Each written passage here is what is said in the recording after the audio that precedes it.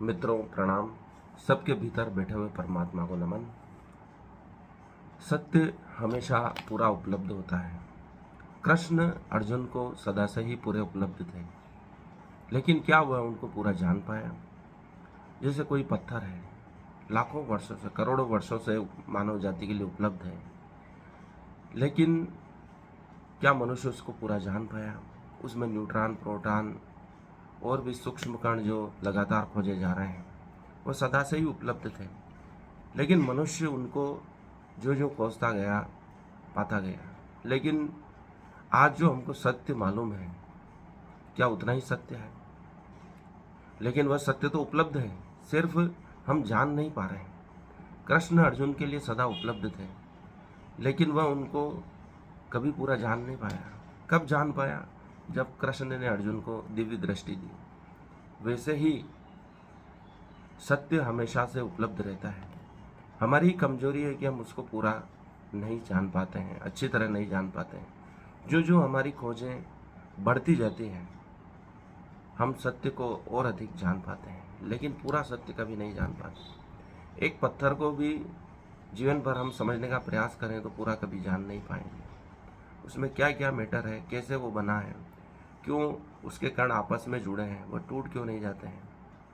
कई बातें हैं उसके संबंध में भी जो हम कभी जान नहीं पाएंगे। इसलिए दोस्तों, सत्य हमेशा उपलब्ध रहता है, हम उसको कभी पूरा जान नहीं पाएंगे। न्यूटन ने जो गुरुत्वाकर्षण के नियम दिए उस समय के लिए सत्य थे, लेकिन आइंस्टीन ने जब गुरुत्वाकर्षण के नियमों को पुनः खंगाला तो हमने नई बात जानी कि और भी इसके रूप हैं, कैसे हम उसको समझ सकते हैं। लेकिन गुरुत्वाकर्षण को अभी तक भी पूरी तरह से समझा नहीं जा सका है कि आखिर वो कैसे काम करता है, क्यों उत्पन्न हुआ है, किसने बनाया, और पूरे ब्रह्मांड में एक जैसा कैसे लागू हो रहा है। ये सृष्टि के नियम पूरे विश्व में, ब्रह्मांड में कैसे एक समान रूप से व्याप्त है, लागू है, इसको कोई अभी तक समझा नहीं पाया है। वैसे ही इस ब्रह्मांड के सभी सत्य तो पूरा मिल रहा है, लेकिन हम कितना उसको खींच पा रहे हैं, ग्रहण कर पा रहे हैं, उतना ही हम उसको समझ पा रहे हैं। इसलिए सत्य हमेशा हम कभी पूरा जान नहीं पाएंगे। यही रोमांच है कि इतनी लगातार खोजें हो रही है, हम सत्य के करीब और करीब और करीब पहुंच रहे हैं। इसलिए कृष्ण ने मनुष्य के प्रयास पर ज्यादा बल नहीं दिया, अथवा जिज्ञासा कहकर अर्जुन को बताया कि तू जो जो पूछ रहा है मैं सब बता रहा हूँ, लेकिन अंत में तू हार जाएगा। और वास्तव में अर्जुन हार गया। फिर कृष्ण कहते हैं कि मैं तुझे दिव्य दृष्टि देता हूँ, और उस दिव्य दृष्टि से वह कृष्ण को पूरा समझ पाया। जब तक परमात्मा स्वयं ही अपने आप को उद्घाटित नहीं कर दे हमारे सामने, हम नहीं समझ पाएंगे। वह बता नहीं दे कि मैं आखिर क्या हूँ, सत्य क्या है, परमात्मा सत्य है। वैसे ही गुरु प्रयास करता है कि शिष्य को सब बातें समझ में आ जाए। गुरु स्वयं को पूरा उद्घाटित कर देता है। द्रोण ने अपनी समस्त विद्या अर्जुन को सिखा दी थी, पर वह शिष्य की पात्रता भी होना चाहिए। अपने पुत्र को नहीं सिखा सके अश्वत्थामा को सब विद्या। वह ब्रह्मास्त्र छोड़ना तो जानता था, लेकिन वापस लेना नहीं जानता था। यही समस्या है कि हमारी पात्रता कैसे विकसित हो। सत्य तो पूरा उपलब्ध है, लेकिन हम उसको देख पा रहे हैं या नहीं पा रहे हैं, यही हमारी समस्या है। इसी कारण विभिन्न मार्ग बने हैं। सभी अपने सत्य को सत्य मान रहे हैं। अपने सत्य को सत्य मानना ज़्यादा जरूरी नहीं है, बल्कि आपस में प्रेम रहना यह सबसे महत्वपूर्ण कार्य है। इसलिए किसी शायर ने कहा, हम सब सही हो यह जरूरी नहीं है, हम सब में मोहब्बत हो यह बहुत जरूरी है। हम सब सही हो यह जरूरी नहीं है, हम सब में मोहब्बत हो यह बहुत जरूरी है। इसलिए इस प्रयास में न रहें कि हम सत्य को पूरा कभी जान लेंगे। उसके प्रयास में ही आनंद है। वह सत्य अनसुलझा है, इसलिए वह रोमांचक है, रहस्यमयी है, आकर्षक है।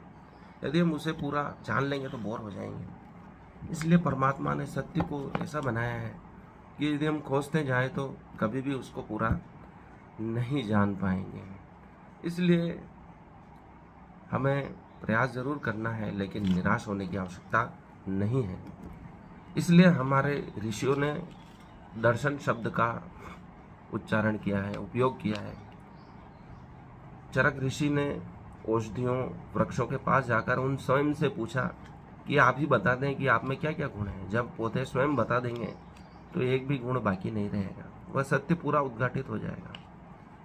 हमारे ऋषि जानते थे कि सत्य यदि मनुष्य प्रयत्न करे तो कभी पूरा नहीं जान सकता। इसलिए उन्होंने दर्शन का महत्व समझा कि परमात्मा स्वयं प्रकट होकर बता दें कि वह आखिर है क्या। चरक ऋषि ने औषधियों से स्वयं कहा कि आप ही बता दें कि आप में क्या क्या गुण है, तो सत्य पूरा उद्घाटित हो सकता है। यही ऋषियों के विज्ञान का महत्व है कि उन्होंने अपने शरीर को ही, मन को ही, आत्मा को ही प्रयोगशाला बना लिया। कोई बाहर अलग से प्रयोगशाला स्थापित करने की आवश्यकता उन्होंने महसूस नहीं की। आइंस्टीन ने भी यही कोशिश की, तभी वो गुरुत्वाकर्षण के नियमों को अच्छी तरह जान पाए।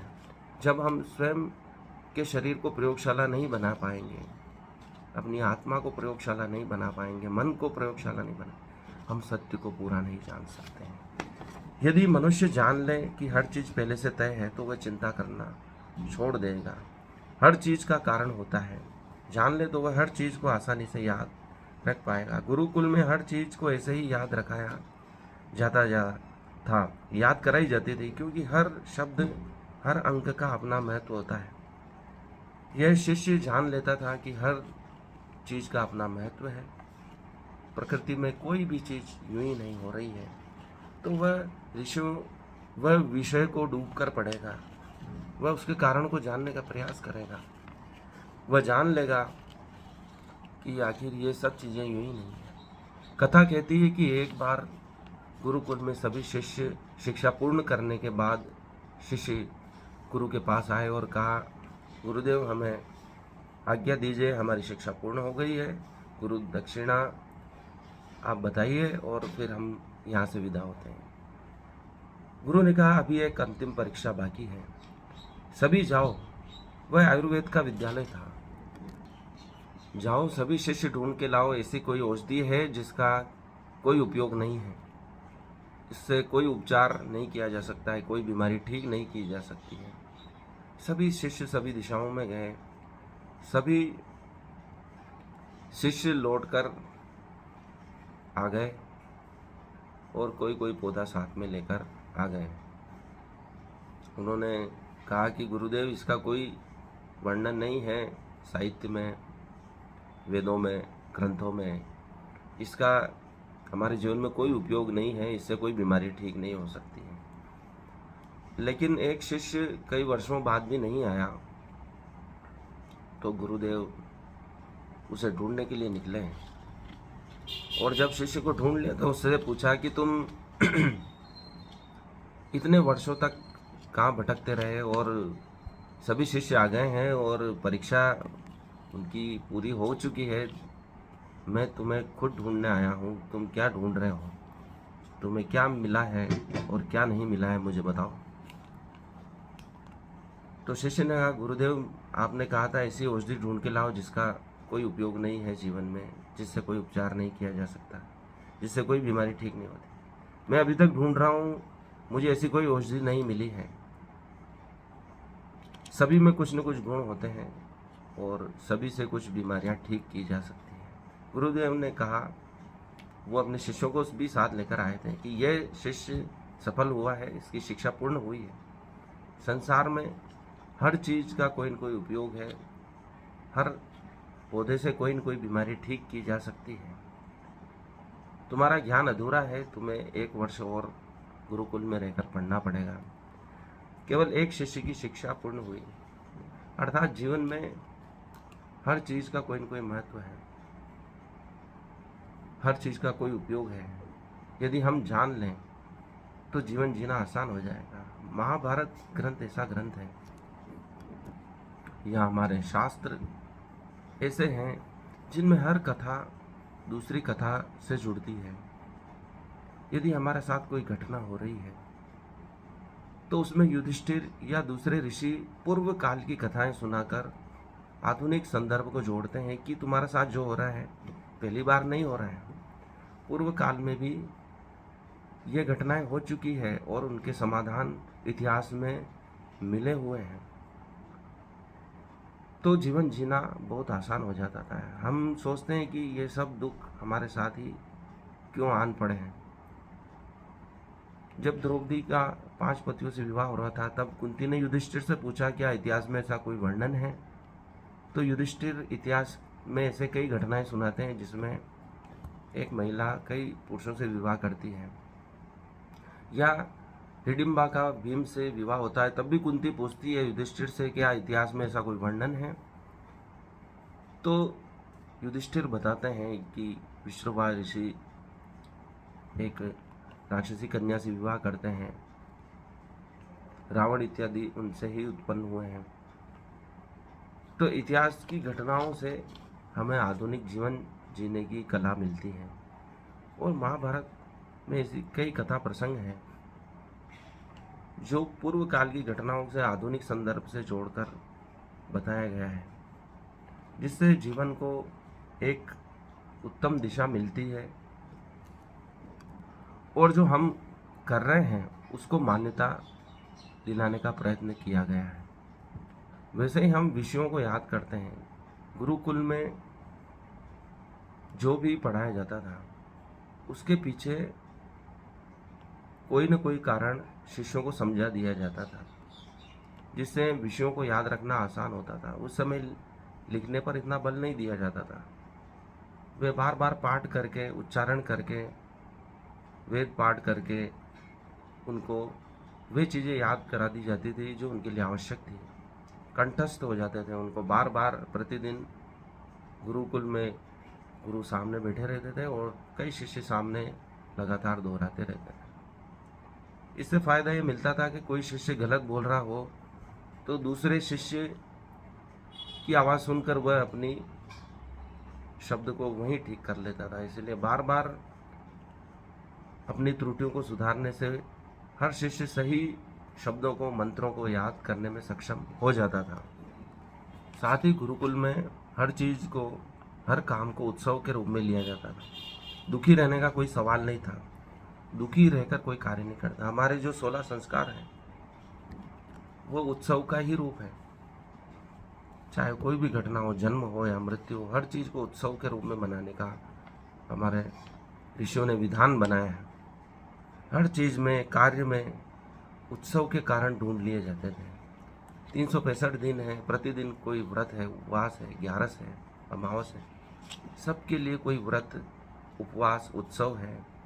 आनंद में जीवन जीने का क्षण उपलब्ध कराने का हमारे ऋषियों ने प्रयास किया है।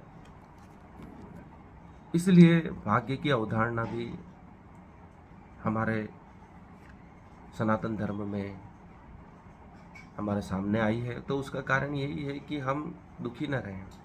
हर चीज़ का कारण है। यदि मनुष्य सोच लेगा कि मेरा ऐसा करने से ऐसा हुआ है तो वह दुखी नहीं होगा, बल्कि अपनी गलती सुधारेगा। यदि भाग्य में पहले से ही लिखा हुआ है और उसे मालूम पड़ जाए तो वह इतनी चोट उसको नहीं पड़ेगी, क्योंकि पहले से ही उसे मालूम ऐसा होने वाला है। तो अपने कार्यों में सुधार करेगा, वह गलत कार्यों की ओर नहीं बढ़ेगा, बल्कि जो शेष जीवन बचा है उसमें अच्छा कार्य करने के लिए उद्यत होगा। जैसे राजा परीक्षित को मालूम पड़ा कि मेरा 7 दिवस का ही जीवन काल है, तो उन्होंने भागवत सुनने में जीवन बिताया। उससे उन्हें मोक्ष की प्राप्ति हुई। और जब तक्षक उन्हें काटने को आया तो उससे पहले ही वह मोक्ष को प्राप्त कर चुके थे। इसलिए भारत में हर चीज़ को, हर घटनाओं को कारण के साथ जोड़ा गया है। या तो हमारे कर्म अशुद्ध हैं या हमारे कर्म अच्छे हैं तो ये परिणाम आया है, या ये प्रारब्ध है। तो मनुष्य को जीवन जीने के लिए उत्साह मिलता है। वह परमात्मा की शरण में जाता है तो उसे संबल मिलता है। वह निराश नहीं होता है। वह हमारे कष्ट निवारण के उपाय ढूंढता है। उसके लिए ये विधान बनाए, ये ज्योतिष है, भाग्य है, परमात्मा है, वह यूं ही नहीं बनाए गए हैं। ताकि मनुष्य को कहीं न कहीं आसरा मिल जाए, वह निराश न हो, एक आशा बनी रहे कि कोई न कोई शक्ति है जो उसका साथ देने के लिए हमेशा तैयार है। जब कोई नहीं रहेगा तो भी वह शक्ति उसका हमेशा साथ देगी और उसे इन संकटों से उबार लेगी। धन्यवाद, आज के लिए इतना ही। मुझे सुनने के लिए हार्दिक आभार। इस वीडियो को लाइक करें, चैनल को सब्सक्राइब करें, इस वीडियो को अधिक से अधिक शेयर करें। धन्यवाद।